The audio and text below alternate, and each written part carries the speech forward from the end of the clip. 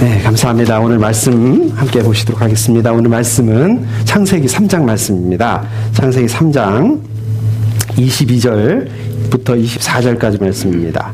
22절부터 24절 3절인데요. 한 절은 제가 읽고 한 절은 우리 여러분들께서 읽으시고 마지막 절을 우리 함께 읽도록 하겠습니다. 제가 먼저 읽겠습니다. 주 하나님이 말씀하셨다. 보아라, 이 사람이 우리 가운데 하나처럼 선악을 알게 되었다. 이제 그가 손을 내밀어서 생명나무의 열매까지 따서 먹고 끝없이 살게 하여서는 안 된다.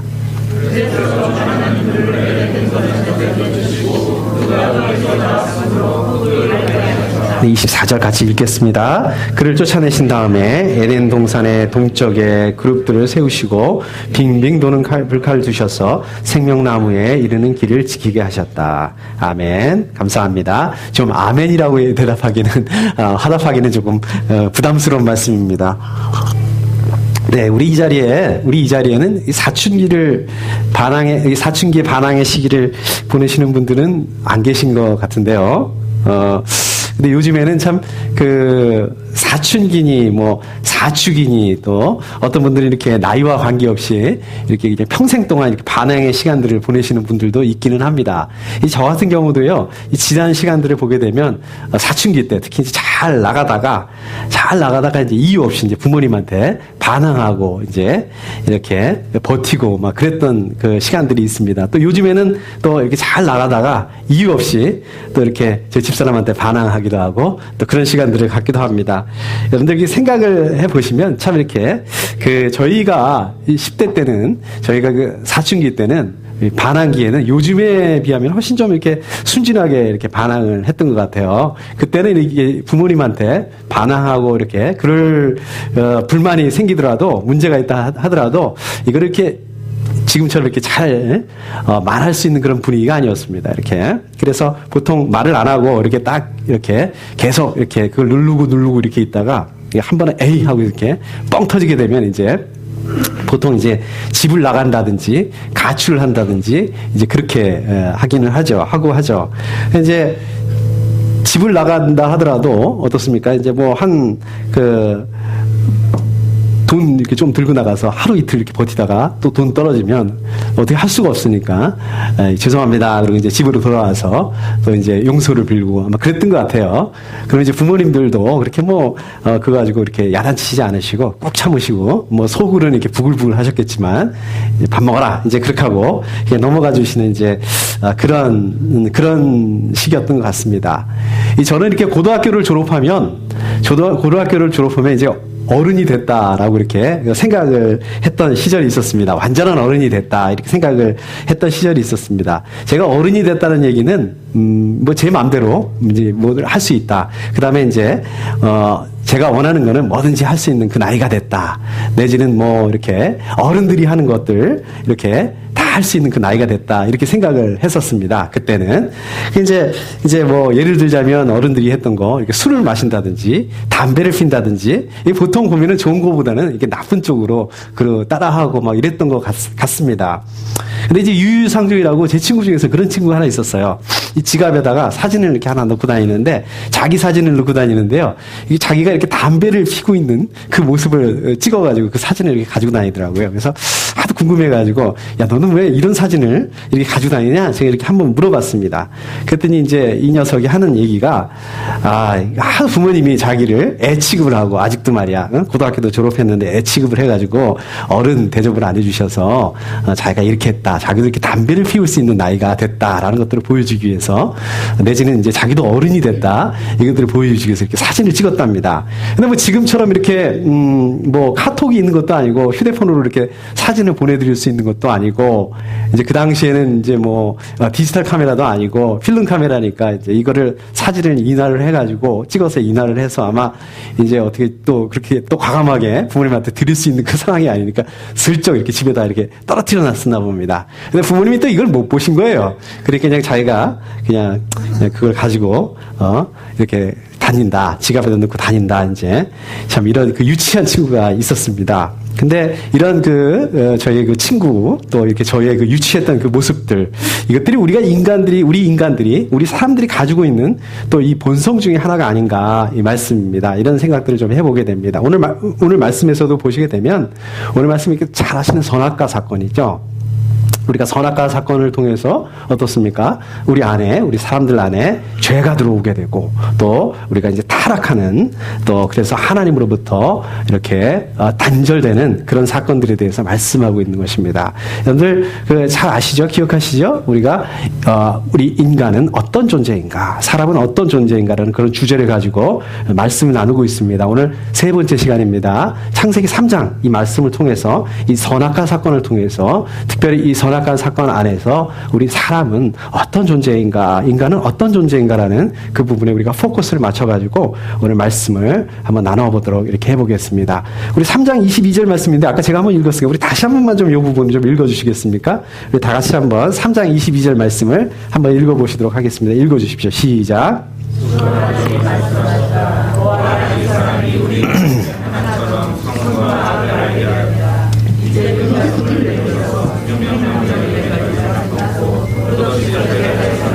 네, 아멘. 자, 그러니까 이제 말씀드렸듯이 우리가 읽지는 않았지만 잘 아시는 말씀이니까 지금 이제 아담과 하와가 뱀의 꼬임에 빠져서 선악과를 먹게 됐죠.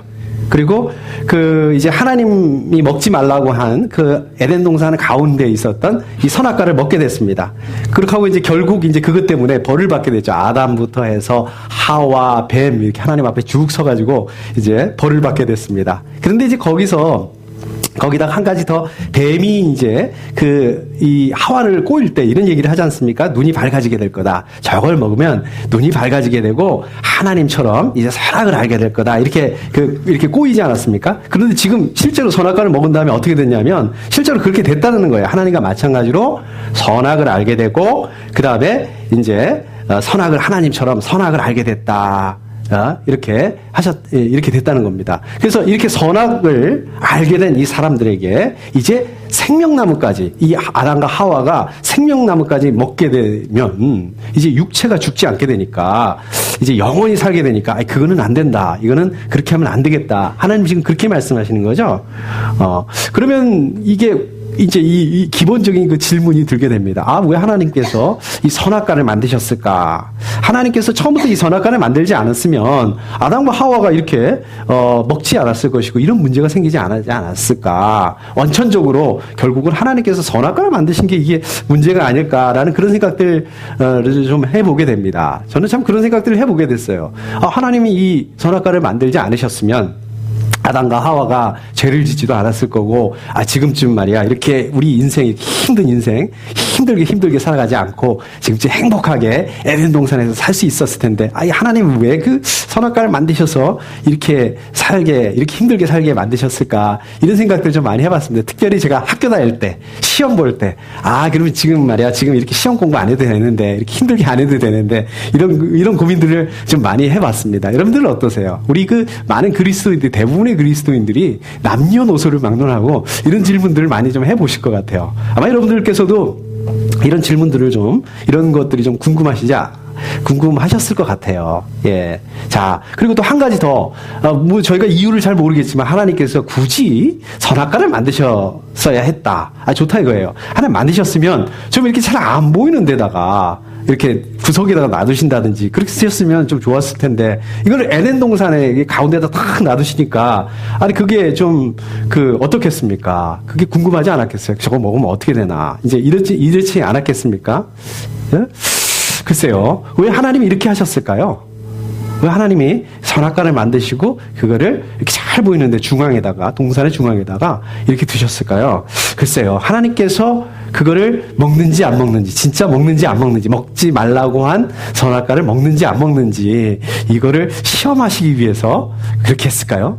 이거는 좀 아닌 것 같고요. 제가 굉장히 오래전에 청년 때 책을 한번 읽은 적이 있는데요. 이 기억이 잘 안 납니다. 이게 저자도 기억이 안 나고 책 제목이 잘 기억도 안 나는데 이제 하여튼 그 부분에서 보게 되면 이 부분에 대해서 좀 다루고 있어요. 그래서 이제 그 저자의 그 논리에 따르면 결국은 그 하나님께서 이렇게 선악과를 만드신 것은 사람들에게 자유의지를 주시기 위해서, 자유의지를 사용해서 그걸 안 먹게 하기 위한 이런 내용이었다는, 이런 논리로 책을 썼던 것들, 그 책을 읽었던 기억이 있습니다. 여러분, 이 자유의지가 뭡니까? 자유의지라는 그 말씀 많이 들어보셨죠? 자유의지가 어떤 뜻입니까? 제가 그 사전을 한번 찾아보니까 이렇게 되어 있습니다. 어떤 목적을 위한 행동을 자유롭게 선택하는 의지. 그쵸? 그러니까 자기의 의지를 가지고 자기가 자유롭게 선택을 한다. 이제 이겁니다. 그래서 이 자유의지는 사람만이 가지고 있습니다. 사람을 제외한 다른 동물들은 이런 자유의지를 가지고 있지 않습니다. 자, 우리 동물들도 보시면 육체적인 부분들이 있습니다. 그래서 그 동물들도 보면 배고프면 밥을 먹어야 되고요. 뭐 먹이를 먹어야 되고요. 또 졸리우면 이 짐승들도, 동물들도 잠을 자야 되고, 또 뭐 새끼를 가지기도 하고, 또 새끼를 낳기도 하고, 이제 이런 그 육체적인 그런 부분들을 가지고 있습니다. 자, 그리고 이 동물들이라고 해서 육체적인 부분들만 있는 것도 아니죠. 이 동물들도 그 감정이라는 그런 부분들이 어느 정도 있습니다. 있다고 합니다. 저희 집사람이 그 어렸을 때 이제 그 저희 처갓집이 이 시골에서 이 농장을 했다고 합니다. 그래서 이제 소, 이제 돼지 이런 것들을 키웠는데 이 소가 팔려갈 때는 이렇게 눈물을 흘린대요. 예. 그게 이제 팔려가는 게 이제 도살장으로 가는 거겠죠? 도축장으로 가는 거겠죠? 이 돼지도 굉장히 이 팔려나갈 때 굉장히 불안해 한답니다. 이렇게 보면은 이 불안해 한다는 이 불안감이라는 이 감정을 말하는 거 아니겠습니까? 그래서 이 동물들도 보시게 되면요. 육체적인 부분뿐만 아니라 이 감정적인 부분들도 이 분명히 있다는 것입니다. 근데 그럼에도 불구하고 이 동물들은 사람을 제외한 이 동물들, 짐승들은요. 이 사람이 가지고 있는 이 자유의지를 가지고 있지 않다라는 거예요. 동물들은요. 그래서 우리 지지난주 우리 창세기 1장 말씀에서 보시게 되면 우리 사람을 하나님의 형상에 따라서 지으셨다라고 말씀하지 않습니까? 이 하나님의 형상이라는 그 하나님의 그 인격 안에, 그 하나님의 그 성품 안에 이 자유의지라는 그 부분들이 들어있다는 거죠. 자유의지가 포함이 되어 있다는 거죠. 그래서 우리 사람들은 이 자유의지를 가지고 있다는 것입니다. 자, 예를 들어서 우리 그 남녀의 그 사랑을 보시게 되더라도 어떻습니까? 자유의지를 가지고 서로 사랑을 하게 됩니다. 그게 진정한 사랑이지 않겠습니까? 남자든 여자든 한쪽에서는 좋아하지도 않는데, 자기가 사랑하지도 않는데, 이 반대쪽에서 일방적으로, 뭐, 이렇게 좋아하고 사랑하고, 이러면 이게 진정한 사랑이 아닌 거죠. 그렇죠? 이 자유로운 그 자유의지를 포함하고 있지 않기 때문에 일방적으로 이렇게 한번 짝사랑이라고 얘기를 한다든지 아니면 이런 걸 뭐 스토킹이라고 이렇게 얘기한다든지 그런 거 아니겠습니까? 이 남녀 간의 사랑도 이렇게 자유의지를 통해서 이제 자유롭게 이렇게 해야 되는 것이 진정한 사랑인 것처럼 하나님이 우리 가운데 자유의지를 주셔서 우리 하나님께서 시키는 대로 일방적으로 하나님을 사랑하고 로봇처럼 이렇게 하시기 원하시지 않으셨다는 거죠. 그래서 우리 가운데 자유의지를 주셨다는 거죠. 물론 하나님께서 이 자유의지를 주심으로 말미암아서 아담과 하와가 그 잘못을 저지를, 이 자유의지를 가지고 죄를 저지를, 이런 죄를 범할 수 있는 이런 가능성을 분명히 가지고 있었던 거죠. 그럼에도 불구하고 이 자유의지를 가지고 하나님께서는 그걸 원하셨다는 것입니다. 아담과 하와가 이 자유의지를 가지고 이 사람들이 그 자유의지를 가지고 그것을 통해서 이 선악과를 따먹지 않는 것, 이것들을 하나님이 바라셨다는 말씀인 것입니다. 자, 그러면 계속해서 하나님이 왜 이 선악과를 만드셨을까라는 그 질문, 이 질문에 대한 그 답을 또 한번 찾아보면, 그 이유를 찾아보면 우리 창세기 3장 1절 말씀을 보시면 이렇게 얘기하고 있습니다. 이 뱀이 하와에게, 더 정확하게 말하면 사단이 하와에게 이렇게 얘기를 하죠. 하나님이 정말로 너희에게 동산 안에 있는 모든 나무의 열매를 먹지 말라고 말씀하셨느냐? 이제 이렇게 묻게 됩니다. 그렇게 이제 하와가 뱀에게 이렇게 얘기를 합니다. 우리는 동산 안에 있는 나무의 열매를 먹을 수 있다. 그러나 하나님은 동산 한가운데 있는 나무 열매는 먹지도 말고 만지지도 말라고 하셨다. 어기면 우리가 죽는다고 하셨다. 이렇게 대답했습니다. 여기까지는 아주 제정신이 들어있어요. 우리 하와께서 제정신을 가지고 정답을 얘기를 하고 있습니다. 자, 그러자 이제 사단이 이렇게 얘기합니다. 너희는 절대로 죽지 않는다. 하나님은 너희가 그 나무 열매를 먹으면 너희의 눈이 밝아지고 하나님처럼 되어서 선과 악을 알게 된다는 것을 아시고 그렇게 말씀하신 것이다. 이렇게 얘기를 했다는 것입니다. 자, 그러면 사단이 지금 틀린 말을 하고 있는 건가요? 그러니까 이거 다시 말씀드리자면 5절 말씀에서 하나님은 너희가 그 나무 열매를 먹으면 너희의 눈이 밝아지고 하나님처럼 되어서 선과 악을 알게 된다는 것을 아시고 그렇게 말씀하신 것이다. 이게 틀린 말이냐 이겁니다. 요게 사단의 말이. 요게 틀린 말이 아니었습니다. 정확하게 맞는 말이었습니다. 자, 그래서 6절과 7절 말씀을 하게 보면 제가 한번 읽어보겠습니다. 여자가 그 나무의 열매를 보니 먹음직도 하고 보암직도 하였다. 그뿐만 아니라 사람을 슬기롭게 할 만큼 탐스럽기도 한 나무였다. 여자가 그 열매를 따서 먹고 함께 있는 남편에게도 주니 그도 그것을 먹었다. 그러자 두 사람의 눈이 밝아져서 나오죠. 자기들이 벗은 몸인 것을 알고 무화과 나무 잎으로 치마를 엮어서 몸을 가렸다. 이렇게 됩니다. 그러니까 지금 이 말씀을 잘 보시면 지금 하와가 선악과를 쳐다봤어요. 선악과가 하와는 그러면 그전에는 뱀하고 사단하고 이 얘기를 나누기 전에는 이 유혹을 받기 전에는 선악과를 한 번도 안 쳐다봤을까요? 아니 쳐다봤겠죠. 당연히. 여러 번 중앙에 있는데 동산의 중앙에 있는데 봤겠죠. 그런데 이 사단의 이야기를 듣고 이 유혹을 듣고서 보니까 정말 이게 먹음직스럽다는 거예요. 정말 지혜를 줄 것처럼 탐스럽게 생겼다는 거예요. 그러니까 어떻게 생각했냐면 이야 저거 그러고 보니까 먹음직스럽게 생겼네. 이야 저거 탐스럽게 생겼네. 이렇게 생각을 하면 이렇게 생각을 하는 그 순간에 어떻습니까? 하나님의 말씀이고 어쩌고 하나님이 직접 이렇게 얘기하신다 하더라도 벌써 그 마음은 넘어간 거예요. 몸이 어떻게 할 수가 없습니다. 자동이에요. 자동으로 이렇게 되게 되는 것입니다. 못 막습니다. 죄를 이길 장사가 없는 거예요. 이렇게 벌써 이런 생각을 하는 순간에 몸은 벌써 이 선악과를 먹고 있는 거예요. 뿐만 아니라 자기 남편에게도 나눠주고 이걸 같이 먹게 이렇게 된 겁니다. 자, 이렇게 해서 선악과를 먹었어요. 근데 선악과를 먹자마자 처음 일어난 반응이 어떤 반응입니까? 그것은 눈이 밝아지게 되었다는 겁니다. 정말로 눈이 밝아지게 되었습니다. 여기까지는 좋아요. 눈이 밝아진 것까지는 좋은데 눈이 밝아지게 되니까 그동안에 몰랐던 진실을 알게 됐던 거예요. 그게 뭐냐면 아담과 하와가 이게 벗은 몸이었네? 이게 창피한 일이었네? 이렇게 되는 거예요. 눈이 밝아지고 그 다음에 하나님의 선악을 알게 되었다는 얘기가 바로 이 말씀인 것입니다. 네. 자, 그 다음에 보면 하나님처럼 되어서 이렇게 말이 나옵니다. 이게 무슨 말씀일까요? 하나님처럼 되어서. 이게 물론 하나님이 되었다 이런 뜻은 아니죠. 그죠? 아담과 하와가 선악과를 먹었다고 해서 하나님이 된 건 아니잖아요. 그죠? 하나님과 같은 존재가 되었다 이런 뜻도 아닙니다. 이 말씀은 정확하게 말하자면 아담과 하와가 하나님과 같은 하나님의 위상을 가지게 되었다 이 말씀인 것입니다. 자, 이게 또 무슨 말씀이냐? 아담과 하와가 하나님의 위상을 가지게 되었다. 이게 무슨 말씀인가? 이게 이렇습니다. 자, 우리가 성경을 보시다 보면은요, 그 예수님에 대해서 얘기를 하시면서 하나님 보좌 우편에 앉아 계시다. 뭐 이런 얘기들을 많이 하시죠. 그죠? 그런 말씀들이 많이 나옵니다. 예수님께서 하나님 보좌에 앉으셨다 이런 얘기는 안 나와요. 그 하나님의 보좌에 앉으셨다 이 얘기가 아닌 얘기잖아요. 하나님 보좌 우편에 앉으셨다 이 얘기죠. 이 얘기는 어떤 얘기입니까? 성자 예수님이 성부 하나님 그 자체가 되었다는 게 아닌 것입니다. 또 성부 하나님이 성자 예수님과 같은 존재가 아니라는 것입니다. 다만 성자 하나님이 성부 하나님과 같은 권위를 가지셨다. 같은 위상을 가지셨다. 바로 이 말씀이신 거죠. 자, 그래서 하나님처럼 되어서 또 다시 말씀드리자면 아담과 하와가 하나님과 같은 그 위상이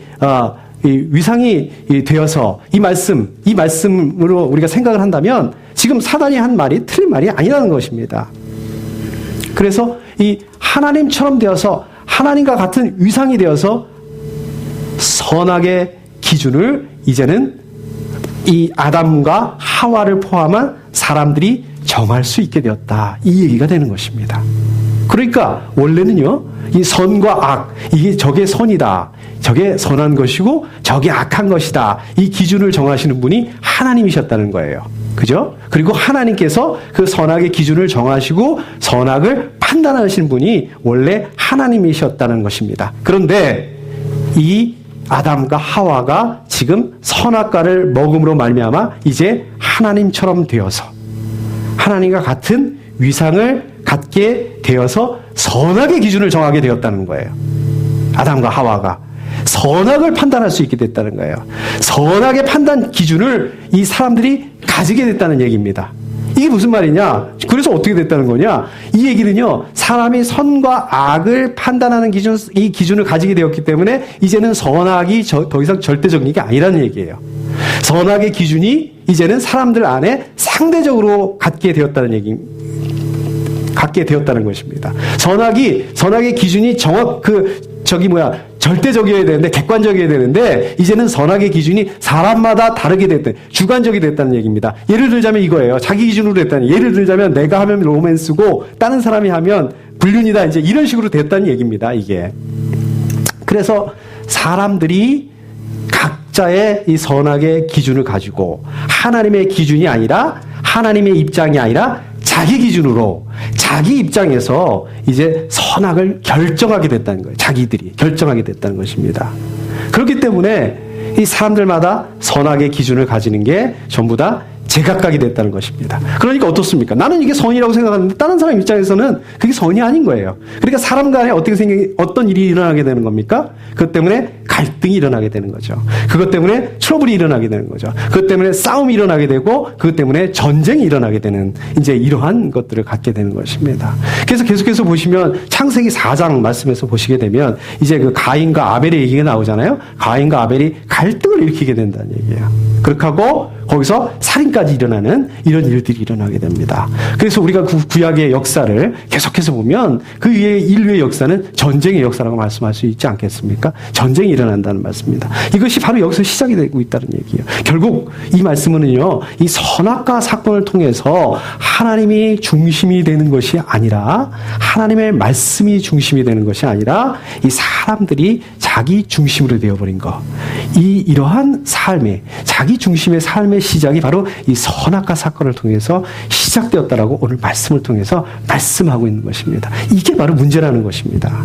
자, 그런가 하면 또 그 아담이 하나님이 창조하신 세계를 다스릴 수 있게 되었지 않습니까? 어떻게 해요? 하나님의 형상을 가지고 이제 이 세상을 피조물들을 다스렸지 않았겠습니까? 이것이 하나님의 형상이 아니었으면 가능하지 않았겠죠. 하나님께서 가지고 있는 이 하나님의 형상, 하나님의 그 능력, 하나님으로부터 나오는 하나님의 능력이 없었다면 이것들이 가능하지 않았겠죠. 그런데 이제 그 하나님의 형상을 가지고 아담이 이렇게 세상을 다스리게 됐을 때 이것이 그 하나님의 형상이 아니라 자기가 하는 걸로 착각을 할 수 있게 된다는 거죠. 그러니까 어떻습니까? 아담의 명령 한마디면 이 피조물들이 다 움직이는 거예요. 예를 들어서 우리 성경에도 그렇게 나와 있잖아요. 아담이 이름을 부르면 그 자체가 이름이 돼버린 거예요. 자, 그래서 이 착각할 수 있다는 거죠. 아담이. 그래서 하나님은 이렇게 착각하시는 것들을 예방해 주시기 위해서 아담아, 너도 하나님이 아니고 너도 이 피조물들과 같은 그 피조물들 중에 한 명이야 라는 그 정체성을 두시기 위해서 선악과를 두셨다는 것입니다. 그것을 위해서 선악과를 만들어 주셨다는 것입니다. 그것 때문에 이 선악과를 에덴 동산 중심에다 놔두셨다는 거예요. 그런 이유에서 선악과를 만드시고 선악과를 에덴 동산 한가운데다 두신 거지, 이 선악과를 통해서 이 아담과 하와를 조정하기 위해서, 아담과 하와를 시험하시기 위해서 만드신 것이 아니라는 거예요. 우리 인류 가운데 이 사람들을 어렵게 만드시기 위해서 이렇게 만드신 것이 아니라는 것입니다.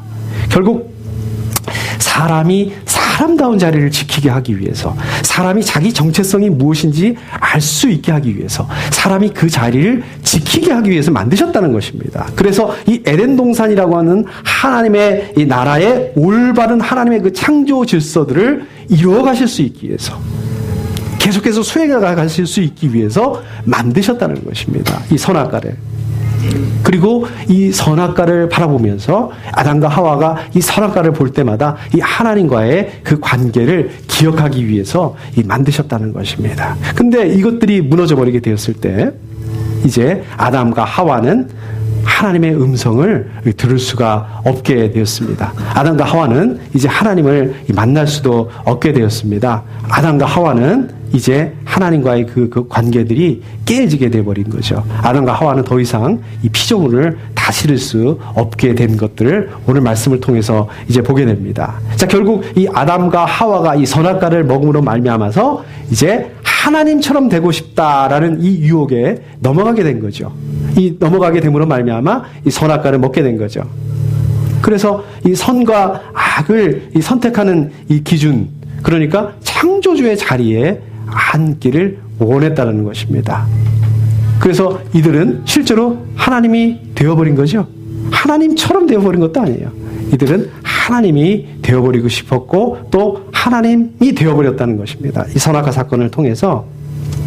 자, 우리 그 절대 권력을 가졌던 왕들은 어떻습니까? 자기를 신이라고 그랬다고요. 그죠? 아니면 내지는 신의 아들이라고 이런 식으로 해서 신격화를 시켰습니다. 이것이 바로 하나님의 자리에 앉는 그 모습들을 말씀하고 있는 것입니다. 이 선악과 사건 이후로 이러한 인간들이 이렇게 되어버렸다는 것입니다. 그러니까 우리 3장에서 우리 창세기 3장 말씀에서 보시게 되면 이 에덴 동산이라고 하고 있는 이 하나님의 나라에서 이 아담과 하와가 하나님처럼 되겠다 하고 하는 이 선택을 하는 바람에, 이러한 그 결정을 하는 바람에 오히려 반대로 하나님처럼 된 것이 아니라 이제 하나님의 음성을 들을 수 없게 되고 하나님과 교제할 수 없게 되고 하나님과 그 관계를 가질 수 없게 되어버리는 오히려 그러한 자리로 떨어지게 되었다. 이제 에덴 동산에서 더 이상 살 수 없는 에덴 동산에서 쫓겨나게 되는 이제 그런 자리로 가게 되었다는 것을 오늘 말씀을 통해서 볼 수가 있습니다.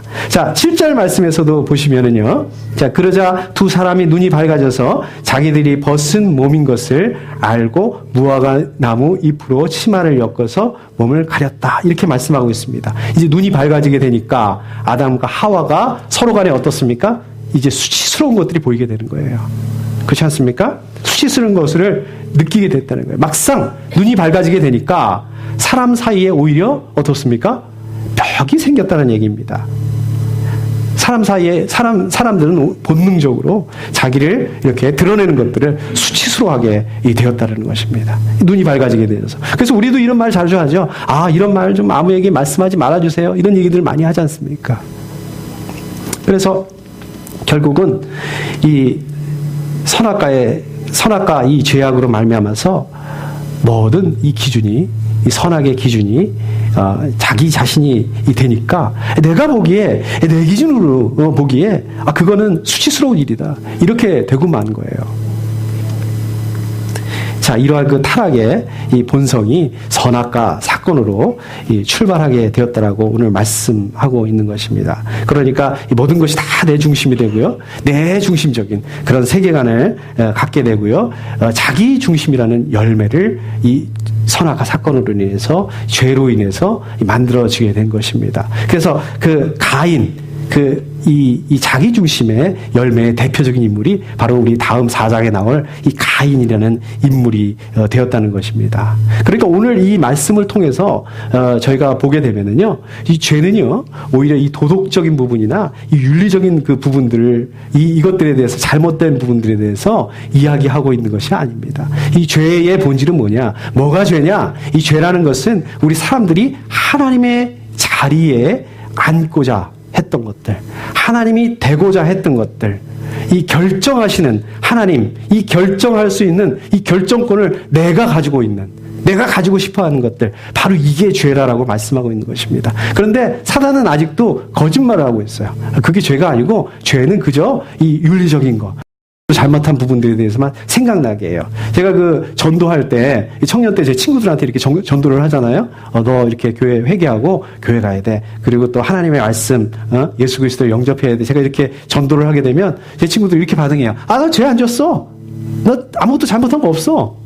내가 뭘 회개를 할 게 뭐 있어요. 이제 이렇게 얘기를 한다는 거죠. 이렇게 사단이 속인다는 것입니다. 우리가 이 도덕적으로 윤리적인 이런 부분들, 이런 잘못을 했을 때는 우리 안에 그래도 양심이라는 게 있어요. 그렇지 않습니까? 양심의 거리낌이 있단 말입니다. 양심에 찔리기도 한단 말입니다. 그래서 하나님을 모르고 하나님을 믿지 않는 사람들도 이것들을 압니다. 그리고 그렇게 하지 않으려고 노력을 해요. 그런데 죄의 본질은 그게 다가 아니라는 겁니다. 죄의 본질은 그게 다가 아니라 죄의 본질은 하나님이 되고자 하는 거. 그래서 그 결정자의 자리에 앉고 싶어 하는 게 이게 죄의 본질인데 사단은 이런 것들은 싹 숨겨놓고 도덕적인 거, 윤리적인 거 이런 얘기만 한다는 것입니다. 그래서 어떻습니까? 우리가 일상생활 속에서 우리의 그 삶의 현장 가운데서 우리는 이러한 일들을 너무나도 자주 하고 있다는 거예요. 하나님의 자리에 앉는 일들을 너무나도 자연스럽게 자주 하고 있다는 거예요. 그럼에도 불구하고 우리는 이게 죄라고 생각하지 않는다는 거예요. 그 부분들에서 무감각하다는 거예요. 우리조차도요. 그런 삶을, 그러한 것들을 자꾸만 우리가 반복한다는 겁니다. 이게 당연하다고 생각을 한다는 거예요. 내가 결정하고, 내가 선택하고, 이게 죄인지도 모르면서 우리가 그렇게 하고 있다는 말씀인 것입니다. 우리가 사단에게 속고 있다는 것입니다. 그렇다면 우리가 어떻게 하면 우리가 이런 부분에서 자유로워질 수 있을까요? 우리가 어떻게 하면 이 죄의 부분에 대해서 우리가 자유로워질 수 있을까요? 우리가 어떻게 하면 우리가 죄인이라는 것들을 인정하고 이 모든 선택권을 하나님께 드릴 수 있을까요? 이것은 우리가 예수 그리스도 안에 있을 때만 가능한 것입니다. 예수 그리스도 안에서 우리가 예수 그리스도 안에 있을 때 우리 자기 중심적인 생각을 내려놓을 수 있다는 것입니다. 우리가 예수 그리스도 안에 있을 때 우리 선택권을 하나님께 드릴 수 있고 내려놓을 수 있다는 것입니다. 우리가 예수 그리스도 안에 있을 때 우리가 죄인입니다 라는 것들을 인식하고 고백할 수 있게 된다는 것입니다. 우리가 예수 그리스도 안에 있을 때만 하나님을 알 수 있게 된다는 것입니다. 그래서 예수 그리스도의 십자가, 예수 그리스도의 이 보혈, 이것들을 통해서 우리 중심적인, 내 중심적인 그 죄, 내 중심적인 그런 삶들, 이것들을 예수 그리스도 안에 있을 때만 이것들이 얼마나 이 죄악이고 이것들이 얼마나 그 추악한 것인지, 죄악된 것인지 이 모습들을 발견할 수 있다는 것입니다. 우리 사랑하는 생명생 가족 여러분들은 아까 말씀드렸던, 제가 아까 그 말씀드렸던 그 제 어리석은 제 친구, 이 부모의 자리에 앉고 싶었던 그 친구, 어른 대접을 받고 싶었던 이 친구, 이 친구들처럼 우리도 모르는 사이에 우리의 의지와 관계없이 우리는 하나님처럼 되고 싶어 한다는 것입니다. 하나님의 그 자리에 앉아서 우리가 좀 스스로 판단하고 스스로 결정하고 또 우리 중심적으로 생각하고 또 우리 중심적으로 살아가려고 하는 이런 그 본능을 가지고 있는 것이 이게 우리의 그 연약한 모습이라는 것입니다. 우리의 이것이 인간이라는 그 모습인 것입니다. 오늘 말씀을 통해서 우리가 보게 되는 것은 우리 인간은 누구인가? 인간은 어떤 존재인가라는 그 답은 바로 우리의 존재는 이러한 존재라는 것입니다. 죄로 인해서 타락된, 그래서 그 죄 때문에 더 이상 어떻게 손써볼 수 없는 그런 상황에 그런 그 소망이 없게 된 이 존재, 이 모습이 바로 우리의 그 모습이라는 것입니다. 그래서 우리 가운데 그리스도의 이 십자가가 필요한 것입니다. 우리 그리스도의 십자가의 보혈이 아니고서는, 예수 그리스도의 그 사랑이 아니고서는, 은혜가 아니고서는 우리 안에 더 이상 아무 소망이 없다라고 이 말씀하시는 것입니다. 그래서 먼저 우리가 예수 그리스도 안에서 예수 그리스도 안에 거하시기를 원합니다. 그래서 예수 그리스도 안에서 우리 중심적인 그런 생각들, 그런 사고방식들, 이런 것들을 내려놓겠다라고 이렇게 결정하실 수 있기를 소원합니다. 그래서 우리가 공동체가 필요한 것입니다. 이것들이 쉬운 일이 아닙니다. 우리 공동체 안에서 이러한 그 위로와 이러한 서로의 그 격려와 이런 것들을 통해서 하나님의 그 형상을 이제 되찾으시기를 소원합니다. 또 이 안에서, 우리 공동체 안에서 우리 하나님의 나라를 확장하시고 또 하나님의 나라를 드러내시는 이런 삶들을, 이런 하루하루 삶들을 감당하실 수 있기를 소원합니다. 우리 함께 기도하겠습니다.